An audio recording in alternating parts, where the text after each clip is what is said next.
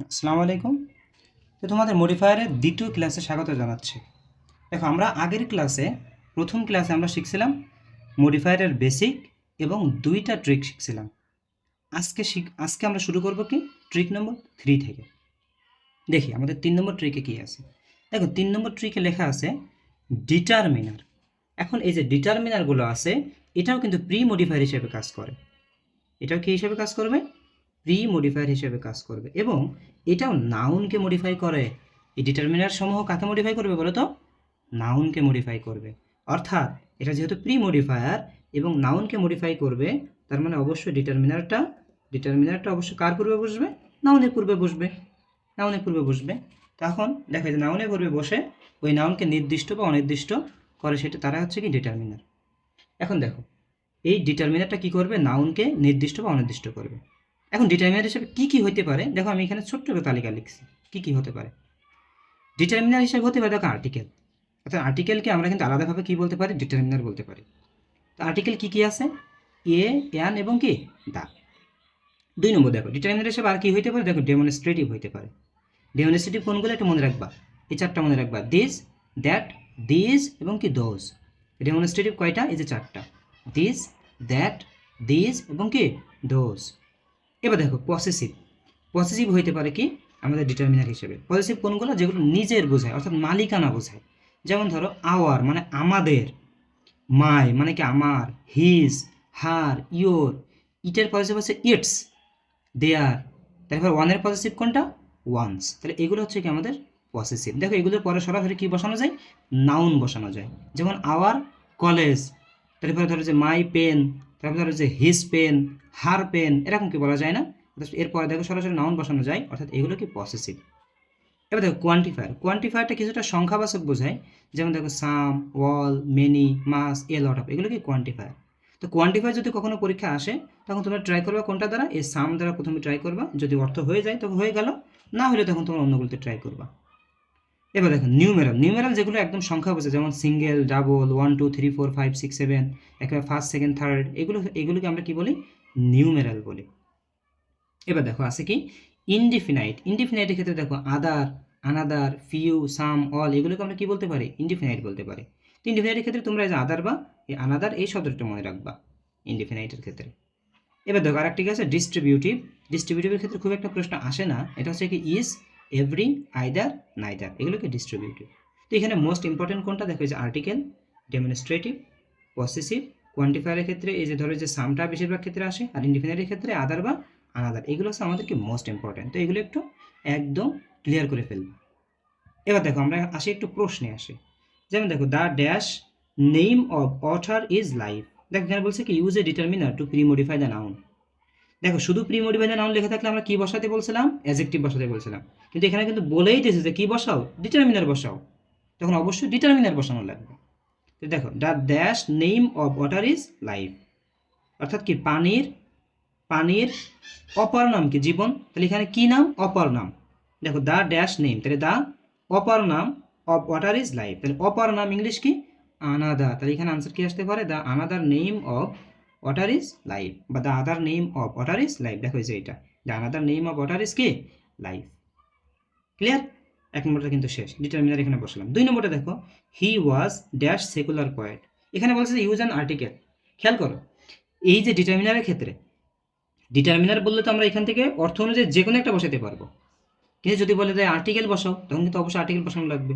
যদি বলে ডেমনস্ট্রেটিভ বসাও, সেক্ষেত্রে অবশ্যই কি ডেমনস্ট্রেটিভ বসানো লাগবে। পজিটিভ বলে পজিটিভ বসানো লাগবে, অর্থাৎ যেটা বলবে সেটা কিন্তু আমাদের এখানে বসানো লাগবে। এখানে দেখো, হি ওয়াজ ড্যাশ সেকুলার পয়েন্ট, এখানে বলছে আর্টিকেল বসাও। তো এখানে জানো হি ওয়াজ এ সেকুলার পয়েন্ট, তো আমাদের এখানে আনসারটা কি আসবে? A, he was a secular point. এবার দেখো 3 নম্বরটা কি আছে? On our way to the island we waste, আমরা দেখেছিলাম।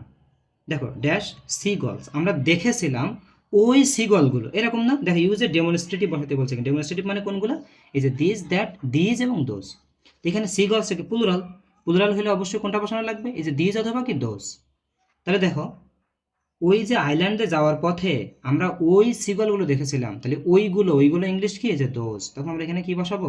দোজ সিগলস, অর্থাৎ ওই সিগলগুলো আমরা দেখেছিলাম।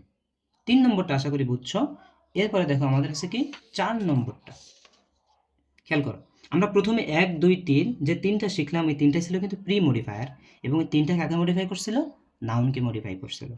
এখন দেখো 4 নম্বর যেটা আছে, এটাও নাউনকে মডিফাই করবে, কিন্তু এটা হচ্ছে আমাদের পোস্ট মডিফায়ার। এটা কি বলে তো?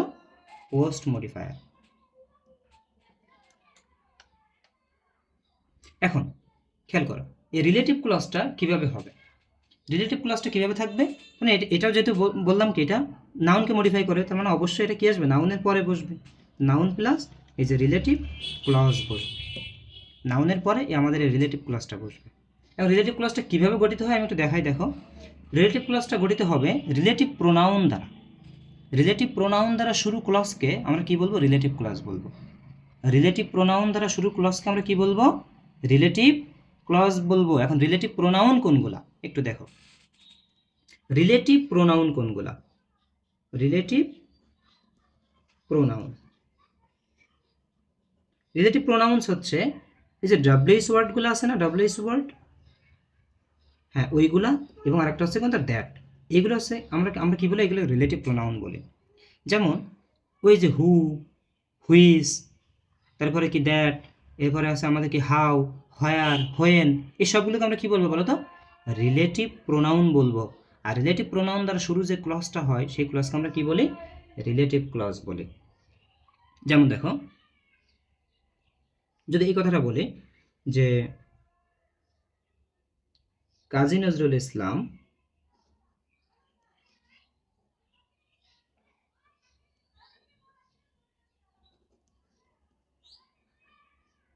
কাজী নজরুল হু is our national poet was born in 1899। এই যে কথাটা এখানে বললাম, এখানে দেখো Kazi Nazrul who is our national poet was born in 1899, এই যে অংশটা এখানে দেখছো না, এই যে অংশটুকু, এটাকে বলা হয় রিলেটিভ ক্লজ। কীভাবে হয়েছে এটা দেখো, যে কাজী নজরুল ওয়াজ বর্ন ইন 1819, কাজী নজরুল ইসলাম জন্মগ্রহণ করেছিল কত সালে? 1899 সালে। এটাকে অর্থ হয়েছে না? হয়েছে। এখন দেখো কাজী নজরুল সম্পর্কে অতিরিক্ত একটা তথ্য দিলাম, সেটা কি ব্যবহার করে? রিলেটিভ ক্লজ ব্যবহার করে। Kazi Nazrul Islam who is our national poet, যিনি আমাদের কি ন্যাশনাল পোয়েট। এখানে যেহেতু কাজী নজরুলটা ব্যক্তি, ব্যক্তির ক্ষেত্রে আসবে হু, বস্তুর ক্ষেত্রে আসবে হুইজ, সময়ের ক্ষেত্রে আসবে কি হোয়েন, এবং যদি আমাদের স্থান থাকে সেক্ষেত্রে আসবে কি হোয়ার। দেখো এখানে Kazi Nazrul who is our national poet, যিনি আমাদের কি বলতো? জাতীয় কবি, যিনি আমাদের জাতীয় কবি, ওয়াজ বর্ন ইন 1899। তাহলে এইটা হচ্ছে আমাদেরকে রিলেটিভ ক্লজ। এটা দেখো রিলেটিভ প্রোনাউন দ্বারা শুরু হয়েছে। কি দ্বারা? রিলেটিভ প্রোনাউন দ্বারা শুরু হয়েছে একটা রিলেটিভ ক্লজ। দেখো তাহলে এখানে আরো কয়েকটা এক্সাম্পল দেখি। The girls use a relative clause to post modify the verb. দেখো কি করবো? এই যে পোস্ট মডিফাই দ্য নাউন, অর্থাৎ এই নাউনকে আমাদের পোস্ট মডিফাই করবো একটা রিলেটিভ ক্লজ ব্যবহার করে। The girls are my sisters, the girls are my sister, অর্থাৎ ওই বালিকারা আমার বোন। ঠিক আছে, তাহলে ওই বালিকারা অ্যাকচুয়ালি একটা রিলেটিভ ক্লজ কীভাবে ইউজ করে? দেখো বালিকারা, আমরা এই জিনিসটা লিখতে পারি না যে যারা, ধরো যে যারা এখানে গতকাল এসেছিল, বালিকারা যারা এখানে গতকাল এসেছিল তারা আমার বোন, বা বালিকারা যারা ওখানে ফুটবল খেলছে ওরা আমার বোন, বালিকারা যারা ওখানে খেলা করছে তারা কি আমার বোন, এরকম কিন্তু বলতে পারি। বালিকারা হু আর প্লেয়িং, দেখো যারা খেলা করছে, হু আর প্লেয়িং, যারা খেলা করছে, আর মাই সিস্টার্স, তারা আমার কি বোন। অথবা এই কথাটা বলতে পারি না যে হু কেইম হিয়ার এস্টারডে, যারা এখানে গতকাল এসেছিল, দেখো yesterday. The girls who came here yesterday are my sisters, তারা কি আমার সিস্টার। দ্য বুক, দেখো এখানে is very interesting, use a relative clause to post modify the noun, নাউনকে মডিফাই করে একটা রিলেটিভ ক্লজ বসাও। তাহলে দ্য বুক তো অবশ্যই বস্তু, তার মানে এখানে হু আসবে না, হুইচ আসবে। The book is very interesting, এটা কি খুবই ইন্টারেস্টিং। তাহলে বুক বইটি, দেখো যে বইটি আমি কিনেছিলাম এরকম হতে পারে না, তাহলে which I bought from the book fair, যে বইটি আমি বইমেলা থেকে কিনেছিলাম, তাহলে এখানে which I bought from the book fair, এটা কিন্তু আমাদেরকে relative clause. The book which I bought from the book fair is very interesting, সেটা কি খুবই ইন্টারেস্টিং। বা এরকম হতে পারে না, the book which you gave me, যেটি তুমি আমাকে দিয়েছিলে। The book which you gave me, যেটি তুমি আমাকে দিয়েছিলে, ইজ ভেরি ইন্টারেস্টিং, এটা কি খুব ইন্টারেস্টিং। দেখো এবার দেখো 3 নম্বর, deforestation is one of the main reasons for global warming. এখানে রিলেটিভ ক্লজ বসানো লাগবে। তো গ্লোবাল ওয়ার্মিংয়ের ক্ষেত্রে একটা কি গুরুত্বপূর্ণ কারণ হচ্ছে কি ডিফরেস্টেশন, অর্থাৎ কি বনজাল। ডিফরেস্টেশন, এর ডিফরেস্টেশন অর্থটা কি, যেহেতু ডিফরেস্টেশনকে মডিফাই করবে এর সম্পর্কে অতিরিক্ত তথ্য দেওয়া লাগবে এখানে রিলেটিভ প্রোনাউন ইউজ করে। তাহলে হুইচ মিনস, আমরা এই কথাটা বলতে পারি যে which mean cutting down trees at random. অর্থাৎ ডিফরেস্টেশন শব্দের অর্থ কি, যে এক নাগাড়ে গাছ কেটে ফেলা is one of the main reasons for global warming. এটা কি গ্লোবাল ওয়ার্মিংয়ের জন্য কি একটা গুরুত্বপূর্ণ রিজন। অর্থাৎ আমরা এই যে মাঝখানে অংশটুকু রিলেটিভ ক্লজ বাদ দিলেও কিন্তু আমাদের অর্থ হয় যে deforestation is one of the main reasons for global warming. But relative ক্লজটা দেওয়ার মানে হচ্ছে এই যে নাউনটা থাকবে, নাউন সম্পর্কে অতিরিক্ত একটা তথ্য দিলাম একটা ক্লজ ব্যবহার করে। সেটা কি ক্লজ, সেটা হচ্ছে রিলেটিভ ক্লজ ব্যবহার করে। আশা করি রিলেটিভ ক্লজটা তোমরা বুঝছো। তো এরপরে দেখো আমরা ট্রিক 5-এ আসি। ট্রিক 5টা কি আছে খেয়াল করো। ট্রিক 5টা হচ্ছে অ্যাপোজিটিভ। এই অ্যাপোজিটিভটা এটাও কিন্তু আমাদের কি পোস্ট মডিফায়ার। অ্যাপোজিটিভটা কি পোস্ট মডিফায়ার। তো খেয়াল করো, এটা হচ্ছে পোস্ট মডিফায়ার এবং এই অ্যাপোজিটিভটাও নাউনকে মডিফাই করে। তার মানে খেয়াল করছো, আমরা 1, 2, 3 এই 3টা দেখলাম নাউনকে মডিফাই করে, কিন্তু এটা প্রি মডিফায়ার, এবং 4 এবং 5 এই দুইটা নাউনকে মডিফাই করে, কিন্তু এই দুইটা কি পোস্ট মডিফায়ার। অর্থাৎ এই দুইটা বসবে কি নাউনের পরে। তাহলে অবশ্যই অ্যাপোজিটিভটা কোথায় বসবে, নাউনের পরে বসবে। এটা কীভাবে বসবে, এই আমাদের এখানে থাকবে নাউন, এরপর একটা কমা থাকবে, এই কমা থাকার পর আমাদের এখানে কি থাকবে, এই যে অ্যাপোজিটিভ কথাটা এখানে থাকবে, অ্যাপোজিটিভ। তো এইভাবে থাকবে আমাদের নাউন, তারপরে কমা, তারপরে কি অ্যাপোজিটিভ থাকবে। তো দেখো এটা কেমন হইতে পারে এক্সাম্পলটা।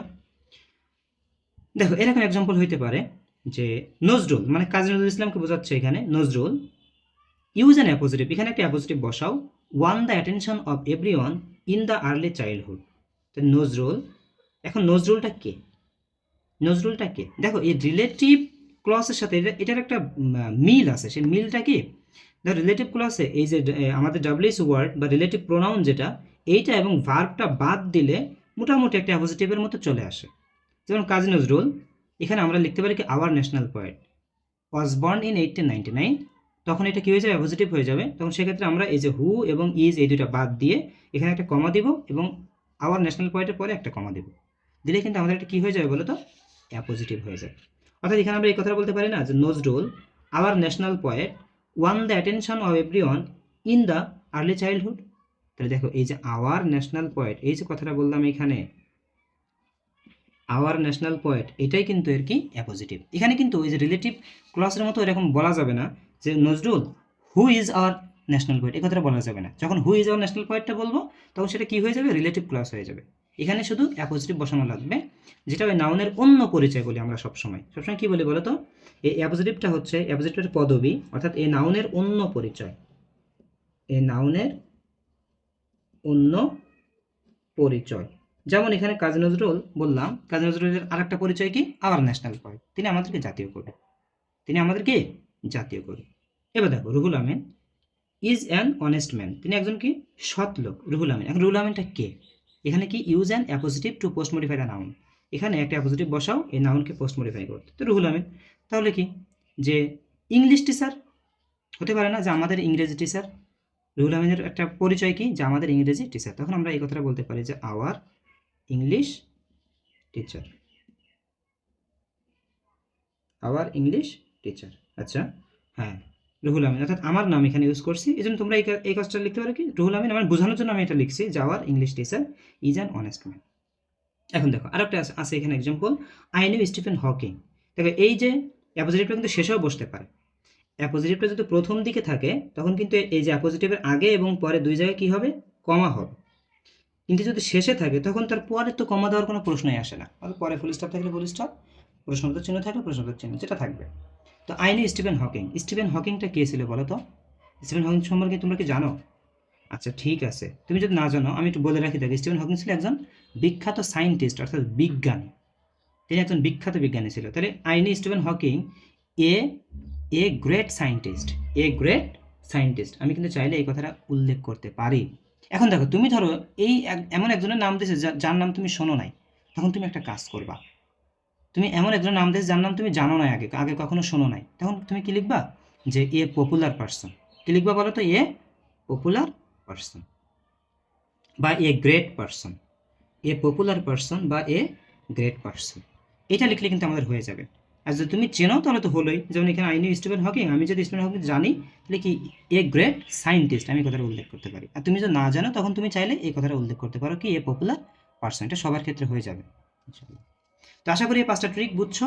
আমরা আজকে 2 নম্বর ক্লাসটা এখানে শেষ করছি, আমরা এর পরে 3 নম্বর ক্লাসে যাব।